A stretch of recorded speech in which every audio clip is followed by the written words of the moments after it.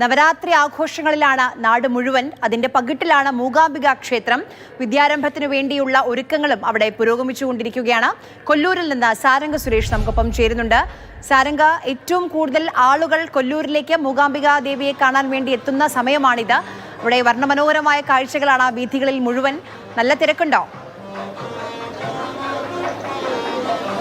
ആര്യ സൂചിപ്പിച്ചതുപോലെ തന്നെ മലയാളികളെ സംബന്ധിച്ച് വലിയ തോതിലുള്ള ഭക്തിനിർഭരമായിട്ടുള്ള ഒരു അന്തരീക്ഷം തന്നെയാണ് നമുക്ക് മൂകാംബിക സന്നിധിയിൽ കാണാൻ സാധിക്കുന്നത്. അതുകൊണ്ട് തന്നെ ആയിരിക്കാം എത്രയോ ആളുകൾ ഇവിടെ അരങ്ങേറ്റത്തിനായി എത്തുന്നു. അതോടൊപ്പം തന്നെ കുട്ടികളെ വിദ്യാരംഭത്തിനായി എത്തിക്കുന്ന ഒരു തിരക്ക് ഇപ്പോൾ നമുക്ക് കാണാൻ സാധിക്കുന്നുണ്ട്. ഇപ്പോൾ ദീപാരാധനാ സമയമാണ്. അതുകൊണ്ട് തന്നെ ഇപ്പോൾ നമുക്ക് ഇവിടെ വാദ്യഘോഷങ്ങളുടെ ശബ്ദം കേൾക്കാൻ സാധിക്കുന്നുണ്ട്. അത്രത്തോളം കേരളത്തിൻ്റെ വിവിധ ഭാഗങ്ങളിൽ നിന്നുള്ള ആളുകളെയൊക്കെ തന്നെ നമുക്ക് ഇവിടെ കാണാൻ സാധിക്കുന്നുണ്ട്. ഇപ്പോൾ വലിയ തോതിൽ തന്നെ ഒരു ഭക്തജന തിരക്ക് നമുക്ക് കാണാൻ സാധിക്കുന്നു. നാളെയാണ് ഇവിടെ ഏറ്റവും പ്രധാനപ്പെട്ട പുഷ്പരഥോത്സവം നടക്കുന്നത്.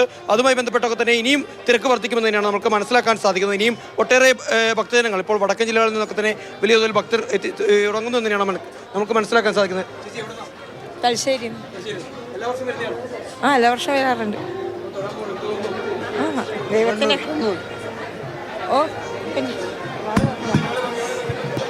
50 ഇയർ ഇവിടെ കണ്ടിന്യൂ ആയിട്ട് അമ്മേനെ സുവർണ ജൂബിലി ആഘോഷിച്ചിരിക്കുകയാണ്. എപ്പോഴും മാർച്ചിലും വരും, ഇപ്പോഴും വരാതിരിക്കില്ല. അമ്മ അതിന് എന്നെ അവസരം തരും, ഒരിക്കലും ഒഴിവാകുന്നില്ല. അന്ന് തൊട്ടിട്ട് 88 മുതൽ ഈ 2025 വരെ അമ്മ എനിക്ക് സൗകര്യം തന്നു കഴിഞ്ഞു. അമ്മേൻ്റെ ആ ഭാഗ്യം എന്നും നിലനിൽക്കട്ടെ. தமிழ் தானே வருது. ஃபர்ஸ்ட் டைம் நல்லா இருக்கு, நல்லா சிறப்பாக இருக்கு. അല്ല, രണ്ടാം തവണയാണ്. നവരാത്രി കാലത്ത് ആദ്യമായിട്ടാണ്. അല്ല, ഭയങ്കര ഭംഗിയും ഒരുപാട് ഭക്തിയും ബ്ലെസ്സിങ്സും ഒക്കെ ഉണ്ട്. നല്ല രസമാണ്. 3 നേരവും പ്രാർത്ഥിക്കുന്നുണ്ട്. രഥോത്സവം കഴിഞ്ഞതിന് ശേഷമായിരിക്കും മടക്കം. അല്ല, ഇനി നാളെ വൈകിട്ടും മടക്കും. അതെ, അതിന് വേണ്ടി വന്നതാണ്, നവരാത്രിക്ക് വേണ്ടി വന്നതാണ്. ദേവിയുടെ അനുഗ്രഹം എല്ലാവർക്കും ഉണ്ടാവട്ടെ എന്ന് വിചാരിച്ചു. എല്ലാവർക്കും വേണ്ടി പ്രാർത്ഥിക്കുന്നു. അതെ ആര്യ, അതാണ് എല്ലാ ഭക്തർക്കും പറയാനുള്ളത്. ഇവിടെ എത്തുന്ന എല്ലാ ആളുകൾക്കും വേണ്ടി, എല്ലാ ഭക്തർക്കും വേണ്ടി, എല്ലാ ജനങ്ങൾക്കും വേണ്ടി അവർ പ്രാർത്ഥിക്കുകയാണ്. ഇനിയിപ്പോൾ ഇവിടെ എത്തിയ ആളുകൾ എല്ലാവരും തന്നെ ഇപ്പോൾ ദീപാരാധന കണ്ടു തൊഴുന്നു. നിറഞ്ഞ മനസ്സോടുകൂടി അവർ അവരുടെ താമസ സ്ഥലങ്ങളിലേക്ക് മടങ്ങുന്നു. അതിനുശേഷം ഇപ്പോൾ നമ്മൾ ഉള്ളത് ഏറ്റവും പ്രാധാന്യമുള്ള, ചരിത്ര പ്രാധാന്യമുള്ള എത്രയോ കലാകാരന്മാരുടെ കാൽപാദമേറ്റിട്ടുള്ള സരസ്വതി മണ്ഡപത്തിലാണ്. ഇവിടെ അരങ്ങേറ്റം കഴിഞ്ഞിട്ടുള്ള കുട്ടികളൊക്കെ തന്നെ ഇവിടെ നിന്ന് പ്രാർത്ഥിക്കുന്ന കാഴ്ചകൾ നമ്മൾ സ്ഥിരമായി കാണാറുള്ളതാണ്. ഇവിടെ ഭക്തജനങ്ങൾ നാമജപം നടത്തുന്നുണ്ട്. അതോടൊപ്പം തന്നെ ഒട്ടേറെ ആളുകൾ ഇവിടെ നിൽക്കുന്നുണ്ട്. ചേട്ടാ, അല്ല, ഞാൻ ഇടയ്ക്കിടയ്ക്ക് വരുന്നതാണ്. മാസം തോറും ചിലപ്പോൾ വരാറുണ്ട്. ഇടയ്ക്കിടയ്ക്ക് വരും. എല്ലാ വർഷവും വരാറുണ്ട്. അതെ, നാളെ അതിന് വേണ്ടിയിട്ട് തന്നെയാണ് വന്നിട്ടുള്ളത്. കാസർഗോഡ്. അല്ലല്ല, ഇപ്പോൾ ഒറ്റയ്ക്കേ വന്നിട്ടുള്ളൂ. ഇടയ്ക്ക് വരാറുണ്ട്. അല്ല, പെണ്ണുങ്ങളൊക്കെ കുറേ പ്രശ്നങ്ങളൊക്കെ ഉണ്ടല്ലോ. ഫാമിലി ആയിട്ട് വന്നിട്ടില്ല. തിരക്കൊക്കെ ആവുന്ന ദിവസമുണ്ട്. ഇപ്പോൾ തിരക്ക് സ്റ്റാർട്ടാവുന്നേ ഉള്ളൂ. നാളെ ആയിരിക്കും മെയിൻ തിരക്ക്. അമ്മയുടെ സാന്നിധ്യം ശരിക്കും അറിയാൻ നാളെയാണ്. ഇപ്പോൾ തിരക്ക് സ്റ്റാർട്ടായി കഴിഞ്ഞു.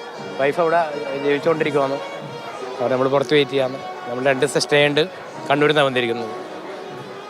അതാണ് ആര്യ. കാരണം നവമി ദിവസമാണ് മൂകാംബിക സന്നിധിയിലെ നവരാത്രി ദിവസങ്ങൾ ഏറ്റവും പ്രധാനപ്പെട്ടത്. ദേവി പുഷ്പരഥത്തിൽ എഴുന്നള്ളുന്നു. അതോടൊപ്പം തന്നെ സാധാരണയുള്ള ശിവേരികളിൽ നിന്ന് വ്യത്യസ്തമായി പഞ്ചവാദ്യത്തോടു കൂടി സർവാലങ്കാരങ്ങളോട് കൂടി തന്നെയാണ് ദേവി എഴുന്നള്ളുക. അപ്പോൾ ആ ദേവിയെ കണ്ട് ഒരു നിമിഷമെങ്കിലും തങ്ങളുടെ ആഗ്രഹം ദേവിയോട് പങ്കുവെക്കാൻ, തങ്ങൾക്ക് എല്ലാ സിദ്ധികളും നൽകണേ എന്ന് സിദ്ധിദാത്രിയായ ഭഗവതിയോട് പ്രാർത്ഥിക്കാനായിട്ട് തന്നെയാണ് ഭക്തജനങ്ങൾ ഇങ്ങോട്ടേക്ക് എത്തുന്നത്. ഇപ്പോൾ ഇനി ഒട്ടേറെ കുട്ടികൾ എത്തുന്നു. ഇനി കുട്ടികളെയൊക്കെ തന്നെ നമ്മളിപ്പോൾ നിൽക്കുന്ന സരസ്വതി മണ്ഡപത്തിലൊക്കെ തന്നെ ഇനി വരും ദിവസങ്ങളിൽ കൂടുതൽ വിദ്യാർത്ഥികളായിരിക്കും എത്തുക, കുട്ടികളായിരിക്കും എത്തുക. ഈ കുട്ടികളുടെയൊക്കെ തന്നെ കുസൃതികളും പുഞ്ചിരികളും ഒക്കെ തന്നെ നമ്മൾ മൂകാംബിക സന്നിധിയിൽ കാണാൻ പോകുകയാണ്. ഇനിയിപ്പോൾ നാളത്തെ രഥോത്സവത്തിനുള്ള തയ്യാറെടുപ്പുകളിലേക്ക് കടക്കുന്നു. നമ്മളിപ്പോൾ ക്ഷേത്രത്തിലേക്കൊക്കെ നോക്കുകയാണ്. ഇത്രയും സമയം മണിക്കൂറുകളോളം ചണ്ഡികായാഗം നടക്കുകയായിരുന്നു. ഇനി നാളെയും മറ്റന്നാളും ഒക്കെ തന്നെ തുടരും. ഇപ്പോൾ ഇഷ്ടംപോലെ ഭക്തർ കേരളത്തിൽ നിന്നും മറ്റ് ദക്ഷിണേന്ത്യൻ സംസ്ഥാനങ്ങളിൽ നിന്നൊക്കെ തന്നെ ഒട്ടനേകം ഭക്തർ ചേട്ടാ ഇവിടുന്ന് കണ്ണൂര്. അല്ലല്ല, കുറേ വർഷമായിട്ട് തുടർച്ചയായിട്ട് വരുന്നത്. 2-3 ദിവസം ഇവിടെ ഉണ്ടാവും നവരാത്രി. കുടുംബം, ഫാമിലി. മക്കളുണ്ട്. അമ്മയുടെ അനുഗ്രഹം വർഷാവർഷം ഇവിടെ എത്തിക്കട്ടെ എന്ന് വിചാരിക്കും.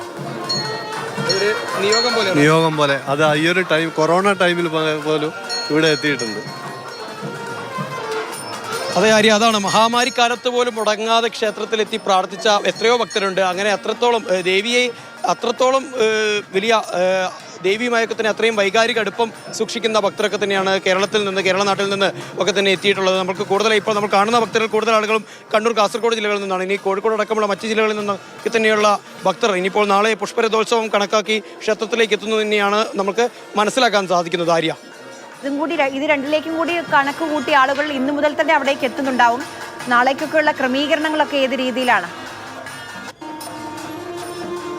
ആര്യ, ഇപ്പോൾ അവസാനവട്ട അലങ്കാര ജോലികൾ പുരോഗമിക്കുന്നു എന്ന് തന്നെയാണ് നമുക്ക് മനസ്സിലാക്കാൻ സാധിക്കുന്നത്. ക്ഷേത്ര പരിസരമാകാൻ തന്നെ ഇനിയിപ്പോൾ വരും മണിക്കൂറുകൾ പൂർണ്ണമായും പുഷ്പങ്ങളാൽ അലങ്കൃതമാകും. അതോടൊപ്പം തന്നെ ഭക്തരെയൊക്കെ തന്നെ ഇപ്പോൾ സാധാരണ രീതിയിലൊക്കെ തന്നെയുള്ള ഒരു തിരക്ക് ക്ഷേത്രത്തിൽ അനുഭവപ്പെടുന്നില്ല എന്ന് തന്നെയാണ് നമുക്ക് മനസ്സിലാക്കാൻ സാധിക്കുന്നത്. പക്ഷേ ഇനി വരും മണിക്കൂറുകൾ നാളെ പുലർച്ചയോട് കൂടി തന്നെ വലിയ തിരക്കായിരിക്കും ക്ഷേത്ര സന്നിധിയിൽ നമുക്ക് അനുഭവപ്പെടാൻ സാധിക്കുക.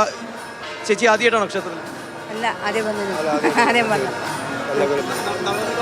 നവരാത്രിക്ക് എല്ലാ കൊണ്ടും വരുന്ന ഭഗവതിയെ കാണാൻ വേണ്ടിയിട്ടല്ലേ, നമ്മൾ അമ്മയെ കാണാൻ വേണ്ടിയിട്ടല്ലേ വന്നേ. അതിന് വേണ്ടിയിട്ടാണ് ക്യൂ നിൽക്കുന്നത്. തിരക്കൊന്നും ഈ ഭഗവതിയെ ദേവിയെ കാണാൻ വരുമ്പോൾ തിരക്കൊന്നും ബാധകമല്ല, വിഷമെല്ലാം തിരുന്നതല്ലേ. രഥോത്സവത്തിന് എല്ലാ കൊല്ലം വരുന്ന